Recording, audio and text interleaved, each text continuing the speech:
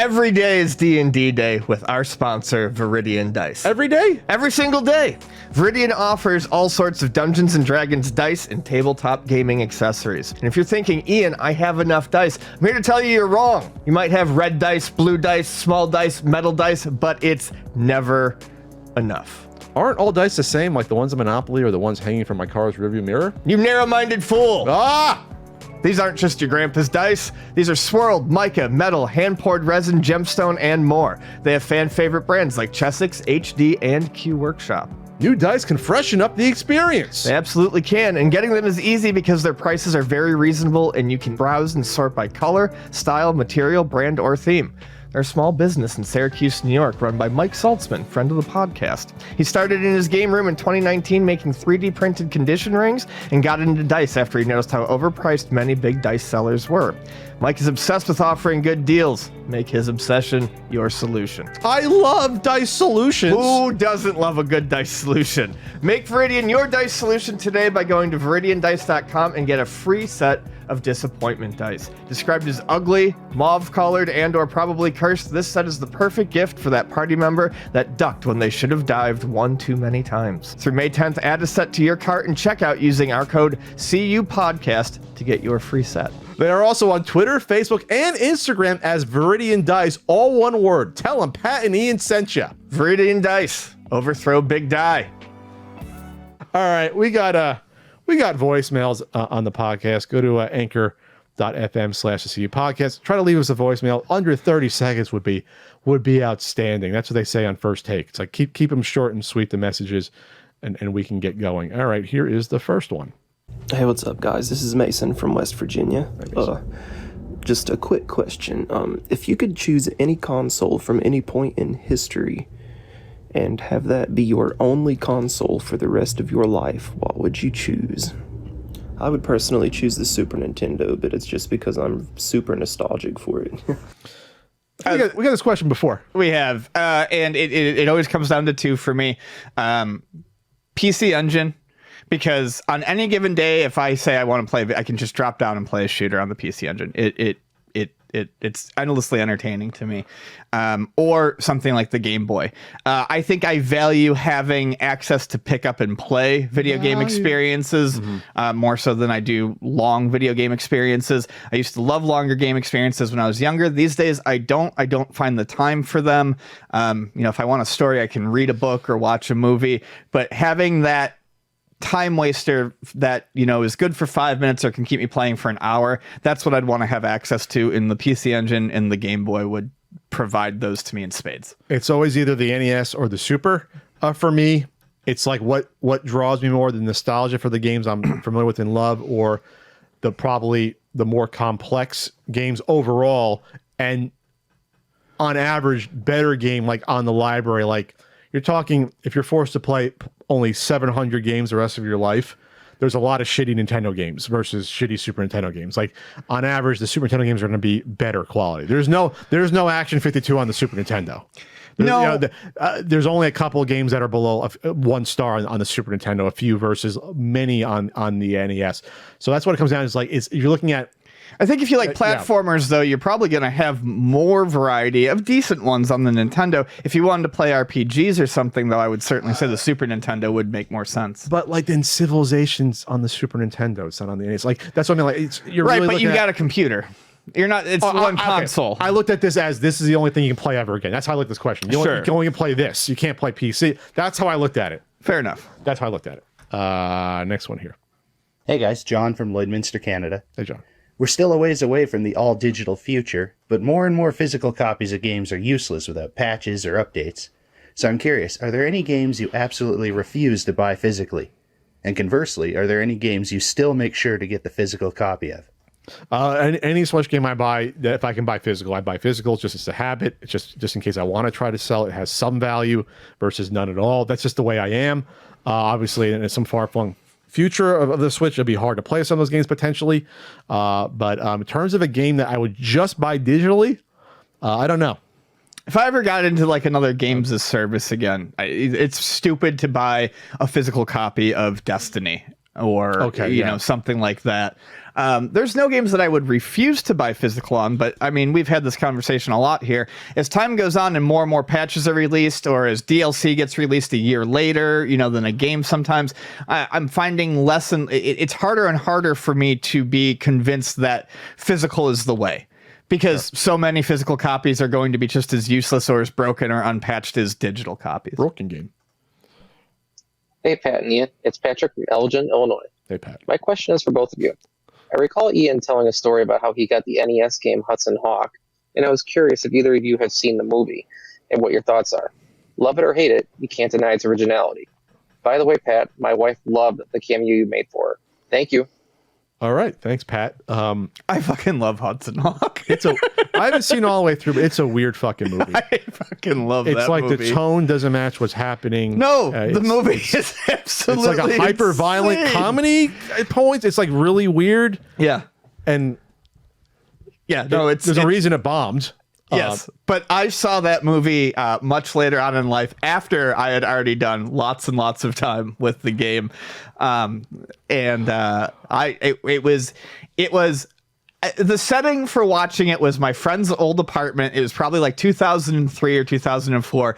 Guarantee we were all high as hell watching it. And that was the only time I've seen it, but I will tell you, I had a blast watching that movie, and I would sit down and watch it again. I don't know if I'd like it as much as I did that time, but I absolutely adored it. The only thing about Hudson Hawk that I know about is because it was always rumored that the arcade scene in the movie was filmed at Boatcraft Amusement Park in Scotch Plains, New Jersey. That's where I played Double Dragon. Was there an arcade scene in the movie? It's been a while. Okay, that's what always told me. They filmed it there, so I was just like, oh, that's pretty cool. I guess maybe they were filming in the area, or New York was. I don't know. They went to fucking Boatcraft on Route 22 in Scotch Plains. That's awesome. They went to the wooden house that housed all the arcade machines. Okay. Maybe they could have gotten an off day. It was like the winter. So we'll rent out the place for a day or two. Next one here. Hey, Pat. Hey, Ian. This is Max calling from Edison, New Jersey again. Go on! Rush was mine and my dad's favorite band when I was growing up, so learning about the Rush pinball machine through Ian was a nice little sign for my dad, who would have turned 58 that week. My question to you is, who are your favorite Canadian people? Thanks, guys. Kind of threw me off there. Okay, Rush. Rick Moranis. He's a strong one. Rush. Mark Messier. Rick Moranis is like the first one that always comes to mind. Mark Messier, the savior of the Rangers, like New York royalty. I recently found out someone. I found out recently that someone I admire is Canadian, and now I can't remember who it is. The list grows. Alan Thicke. You got to put Alan Thicke up there. Yeah, I mean, Keanu Reeves is Canadian. Really? Yeah. So here's a list of Canadians. Okay. Jim Carrey. That's one famous one. Celine Dion. Ryan Gosling. Elliot Page. Keanu Reeves. Rachel McAdams. She's so pretty. She's going to be in Doctor Strange, right? Yeah, she is. She's so pretty. She is. Sandra Oh. Okay. Drake. Michael Cena. Avril Lavigne. William Shatner. Oh, he's probably the one of the most famous. Yeah. I think that I don't think that's who. The only one that doesn't act like Canadian. He's very rude and acerbic. Yeah. Versus the rest. Kim Cattrall, Pam Anderson, Mike Myers, Justin Bieber, Michael J. Fox, Kiefer Sutherland. I think that might have been the one that I was thinking of the other day. I knew Mike Myers. I remember him taking shots at the U.S. a couple of times. Because I was just thinking about how great Lost Boys is as a movie again. And I haven't seen Lost Boys. That was one of the ones that WPIX would show for Shocktober. Watch Lost Boys. What the fuck was that, Ian? That was. What? Seth Rogen, Alanis Morissette. So, anyways, there's lots of them. Dwayne Johnson is Canadian. That seems. He's not a U.S. citizen? That seems unlikely. Are you serious? That's what it says. That's what it says. You want to run for president? You got to be a naturalized. You got to be a born citizen. No, it says he was born here in Hayward, California. Yeah, I was going to say, what the fuck? No, that's wrong. Yeah, that is wrong. That's got to be. He's the most anti-Canadian in terms of a citizenship, American Canadian. So he was born here, which grants you automatically. Then he got in Canada. Yeah. Okay, that makes sense. Anyway, all right. There you go. Yeah. Good old Flex Cavana. Flex Cavana. Yeah, that's one of his old names. Hello, gentlemen. It's Daryl from Buffalo again. Hi, Daryl. Pat and Ian. Yeah, what? I was wondering, if you guys were to open up a barcade, what pinball and arcade machines would you have in it? All right, guys. Have a good one. See you soon. I think we answered this as a full topic a while back. We get asked this a lot, but I would absolutely have Centaur and Fathom in there. They're brother and sister to me. Rolling Thunder. It's got to be there. Danny Sullivan's Indie Heat. Centipede. Absolutely. Asteroids. A Tron. Yes. Tron Pinball. The arcade game's great, game. but the game's fine, but it's bad for a lefty. Oh, get over it. Ian. That's a great arcade game. It's a great arcade game. The spinner, the combo spinner joystick thing. Not many games did that. That's a great control scheme with the trigger. That's beautiful. Look up our previous topic. Yeah, look up for more in-depth detail. It's Check like a issue. Yeah, exactly. It's like the editor's notes in a Marvel comic. Check this crossover for this that we reference. Hey, Pat and Ian. Alex from Wisconsin. One question for each of you. Ian, have you ever played the first two Paper Mario RPGs? The first one on the N64 is probably, I'd still say, my favorite game ever. A lot of nostalgia tied to it. Pat, what do you think of the direction the New York Mets are going in? Here's the thing about the Mets. I'll get to you in a second. Yeah. You let me know what you think about the Mets. The Mets is probably one of the hardest franchises to root for because you get your heart broken so many times. And up until the new ownership from the last couple of years, it's been a fucking clown show forever, the New York Mets. It's been like the least professional run organization besides like the New York Knicks, another one of my teams, and the New York Giants, another one of my teams. Like three main New York teams that I like that aren't run well. So like last year, the Mets, Frank always tries to goad me into watching. Hey, Patrick, Mets are in first place by 5 games. Yeah, in like May, the season in baseball is 1,000 months long. Like it doesn't matter if you're in first place in July, in June, or even August. The Mets can collapse, or they usually do. This year, though, knock on wood, they're looking good. All right, your turn. Yes, I have played. Well, I have not played much of the first Paper Mario at all. I did play most of Paper Mario Thousand Year Door when it was out, and I loved it. I loved it to death. I thought it was a fantastic game, very clever, good writing, fun characters, and it bothers me that they will not return to that style, but they probably never will. Sure. All right, do like 3 or 4 more here. Hey, Pat. Hey, Ian. This is Will out of Chattanooga. Will. I have 2 questions. The first one's for Ian. Okay. Ian, if you were still working at Luna Video Games and someone came in with an Intellivision Amico physical product for trade, what would your reaction be? And Pat, when are we going to get some more Ask Frank videos? I really miss those. Thanks, guys. I appreciate the podcast. We did one. I think we did one. Last one was like a couple of years ago. We did like no, it was just an update. I think it was Ask Frank, but the last one that we did was just literally like I went on Twitter. We just rolled them. I didn't do any editing, and it was fun. We just talked for like 25 minutes. I'll do another one this year.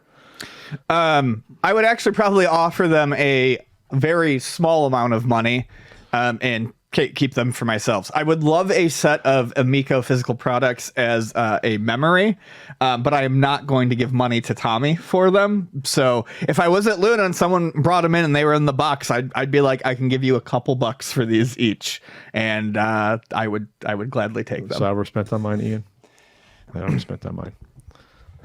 He's disgusted that I paid money for that. I thought some of them were given to you too. Yes, some give it to me, and I bought the other ones. Oh, okay, gotcha. Hey, Pat and Ian, this is Dave from Long Island again. I was wondering, since you've both been living in San Diego for quite some time now, and you're in that weird intersection of game content meets general internet personalities and video and YouTube, have you ever had any interactions with the Mega 64 boys who are also from San Diego? And if you're fans of them, do you have a favorite video? I'd love to know your thoughts on them. Thanks. Yeah. They always have a big booth at Comic-Con selling their wares and their t-shirts. So I would talk to them a little bit. It's funny because it's almost like, not the relationship changed, but like when I first knew about them, I wasn't doing much on YouTube. You know, and then like my career grew and we became more aware. They became probably more aware of us and our stuff. And then like I got to know. I always talk to Sean every year. They're super nice. Sean's really nice. Sean's the nicest guy in the world. You know Garrett. I talked to Garrett before. Rocco was always nice talking to him. Yeah, Garrett's really nice. Rocco's really nice. Vonnie's friends with them. I've met them a couple times, but mostly my interactions have been at like Comic-Con and stuff. Yeah, because it's not them. I don't really pay attention to YouTube or video game videos or anything like that, most of the people I'm friends with in this like scene, I'm friends with them because I've met them and like them, not because I know their content. So I don't really know the videos. Yeah, there's other obviously content creators in San Diego, but the only one I was aware of usually was Mega 64 because they did their prank stuff. That I'll say this, I'm not a fan of the prank stuff in general. I'm not a fan of fucking with people in public, but I'm glad that more nowadays they moved away into more sketch stuff and podcast stuff. It's funny, but I like even as like a kid, it's tough for me to watch. I get embarrassed. I get secondhand embarrassment. I get secondhand uncomfortable. Yeah, it's just. I realize that's the point, but like, yeah. It's they've done videos. I think at like the swap meets around here, like near Ocean Beach. They've done videos and things like that. One video that I have been meaning to watch is they recently did, and it looks really fun. They did like a live action recreation of the Evangelion story, like hyper truncated with like costumes and everything for the robots and shit. Okay, that's cool stuff. I would like to see that. No, yeah, they're always nice fellows. I say hi to them every year. I don't think I've ever said hi to them while I was with you. We hang out with each other like maybe one day out of Comic-Con a year. Sure. We almost had like a job obligation. We got to do that. Usually with Frank Cifaldi, we'll do that. Okay, you want to just go to let's check in. Let's check in with someone maybe. And now for something completely different. Hello there, this is John, speaking on behalf of Mr. Thomas Tallarico Esquire, who's commissioned me to bring you a public service announcement from Intellivision. Oh yes, I recall seeing that in the shops many years ago. Although, I do seem to remember it being spelled differently. Anyway, please don't listen to Pat and Ian, whoever they are, because they are dingerlings. All those who've requested refunds for the Amico can expect a reply as soon as 30 days, and all those who wish to invest or donate to Intellivision can expect a reply within 30 nanoseconds. Pre-orders made within the next 24 hours will include a premium, he's yelling this one, premium, Finnegan Fox Pez dispenser. Isn't that nice? I want a Pez dispenser. Well, thank you, John, for checking in on that PSA. That was nice. That's a fucking great John Cleese. Yes, that is very, very good. Excellent John Cleese there. Or it was the real John Cleese, probably. We don't know. Yeah, it was probably the real one.